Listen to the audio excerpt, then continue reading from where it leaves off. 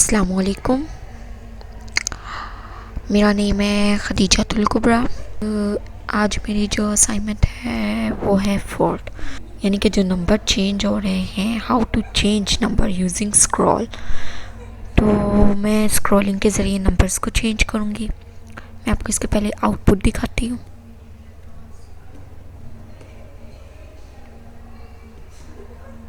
ये देखिए इंक्रीमेंट, और ये वापस रिवर्स भी हो रहा है।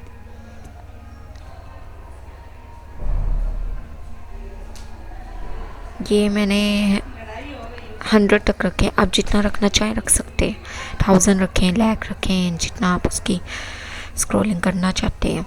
और माइनस में भी लेके जा सकते हैं, मैंने माइनस में नहीं रखी।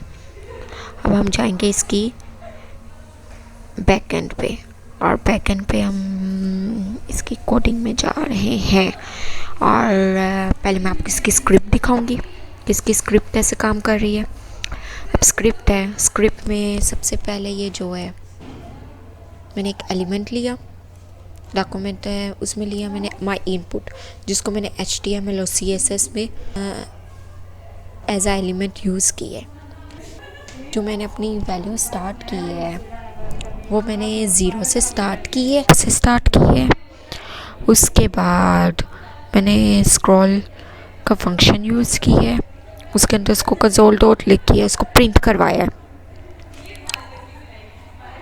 उसके बाद मैंने जो स्क्रॉलिंग है उसको अपनी HTML में दिया, ID के तौर पे लिए, उसमें नंबर दिए, और वैल्यू कहाँ से स्टार्ट होगी 0 से, और मैक्स होगी 100 तक। उसके बाद अब CSS में मैंने ये एज आ इनपुट ली, माई इनपुट को मैंने, और इसके अंदर मैंने उसको विड्थ दे दी, हाइट दे दी, फॉन्ट साइज़ दे दी, और बैकग्राउंड कलर दे दिया। और जबकि स्टाइल के अंदर मैंने उसको दिया है बैकग्राउंड कलर बॉडी में। इस तरह से ये हमारी एक छोटी सी असाइनमेंट पूरी हुई। आप इसकी जगह पे अल्फ़ाबेट भी कर सकते हैं, अल्फ़ाबेटिकल भी कर सकते हैं कि अल्फ़ाबेट चेंज हो स्क्रॉल करने से, एक ही बार BI CI।